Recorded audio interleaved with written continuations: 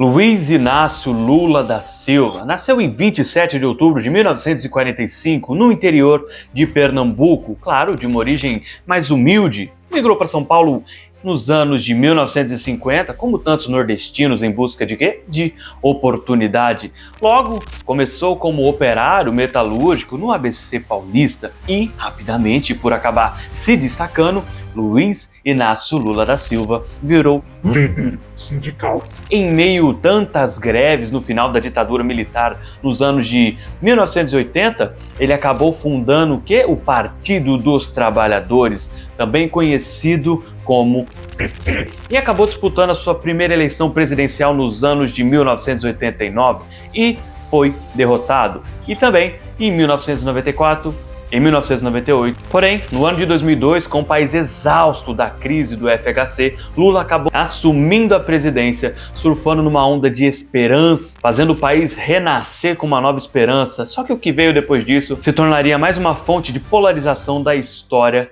do Brasil. Do outro lado da moeda, Jair Messias Bolsonaro nasceu dia 21 de março de 1955, no interior de São Paulo.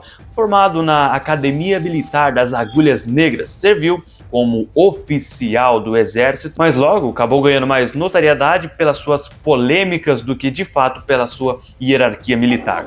Eu te dou outra, eu te dou outra, eu te dou outra, vagabunda, vagabunda. Em 1988, iniciou sua carreira política como vereador no Rio de Janeiro. Em 1991, foi eleito deputado federal, cargo que manteve por 3 longas décadas. Por muito tempo, foi visto como um político, basicamente de nicho, que acabou sendo defensor da ditadura militar e também ali de uma classe mais importante, que as pessoas se identificavam como os conservadores da família. Ele era basicamente ridicularizado e ignorado por diversos tipos de político, até que em 2018, num cenário de repúdio e generalizado ao PT, ninguém aguentava mais devido ao impeachment da presidente Dilma Rousseff, logo depois o Michel Temer assumiu, ninguém mais aguentava a história do PT na televisão e muito menos a investigação da Lava Jato, que prendeu vários e vários deputados, candidatos e um escândalo gigantesco de corrupção. E aí apareceu Jair Messias Bolsonaro como o antipetismo, com o candidato que acabaria com a corrupção, armaria a população e resgataria os valores da família. Foi aí que o Brasil começou a se partir no meio de fato, ou melhor, foi quando a fratura exposta se tornou inegável, quando Bolsonaro apareceu.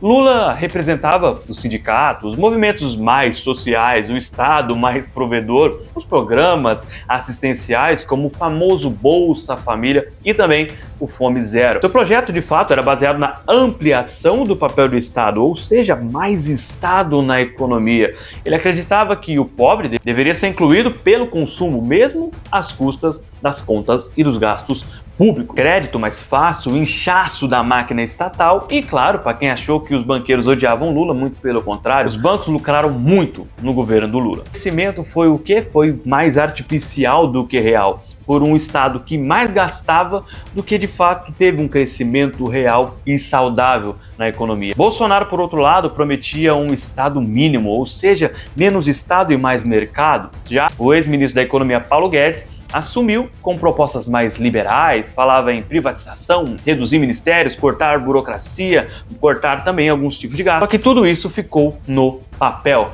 As falácias eram liberais, só que os atos não. Logo, o Bolsonaro acabou aumentando devido à pandemia, aumentou os gastos, turbinou o auxílio, criou novos programas sociais, como o famoso Auxílio Brasil, que foi criado durante a pandemia. Foi o governo do Jair Messias Bolsonaro que executou o maior programa de transferência de renda da história, com bilhões de reais sendo despejados na economia para manter ela artificialmente viva devido à crise de 2020. Do ponto de vista mais liberal, ambos falharam, porque o Estado multiplicou cargos, permitiu a corrupção institucionalizada, como visto nos escândalos como o famoso Mensalão e, claro, Lava Jato. Já Jair Messias Bolsonaro, no discurso de austeridade, sabotou reformas que de fato deveriam acontecer para o Brasil, pressionou por emendas secretas, usou o orçamento público como ferramenta política, alimentando o famoso centrão que ele se dizia combater. Já o povo?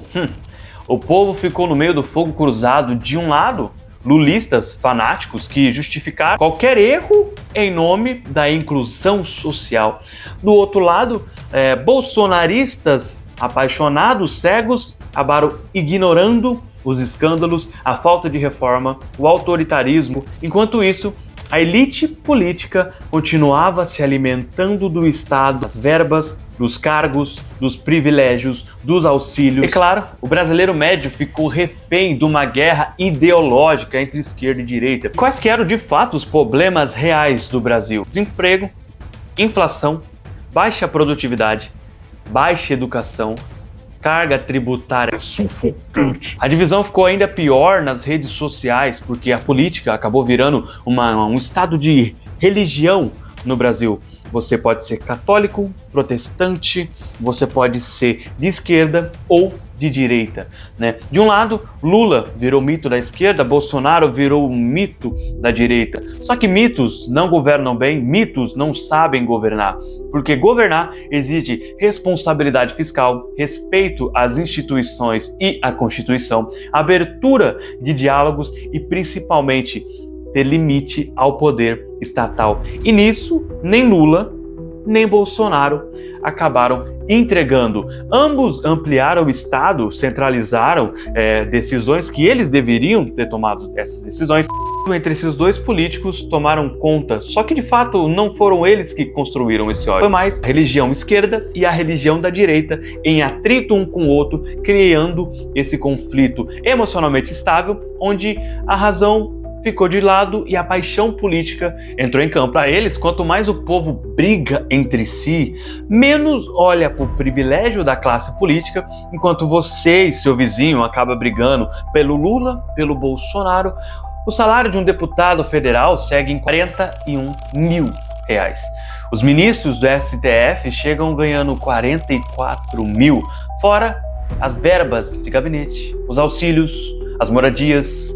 Tudo segue intacto. Ou seja, a guerra ideológica mantém o povo bem entretido, bem ocupado, enquanto Lula e Bolsonaro são opostos em estilo, porém mais parecidos do que vocês imaginam. Ambos populistas, carismáticos, obcecados por lealdade e alérgicos à crítica e dispostos a tudo para manter o poder. Um pela narrativa da justiça social, o outro pela narrativa da moralidade e ordem. Mas no fim, ambos são face da mesma moeda, do autoritarismo, às vezes pode até ser da corrupção, uma economia sem rumo. O Brasil foi dividido entre vermelho e verde e amarelo, mas no bolso do trabalhador só sobrou o cinza da estagnação econômica. Enquanto o país segue refém de dois polos políticos, o futuro continua ainda sendo decidido não pela razão, não pela produtividade, não pela liberdade econômica, mas pela paixão cega por líderes que não entregam o que prometem. O Brasil não precisa de mais salvadores da pátria. O Brasil precisa de mais liberdade e responsabilidade fiscal, menos Estado e mais mercado. Precisa de instituições fortes, forte industrialização, menos Lula e menos Bolsonaro. Obrigado pela sua atenção. Até o próximo vídeo.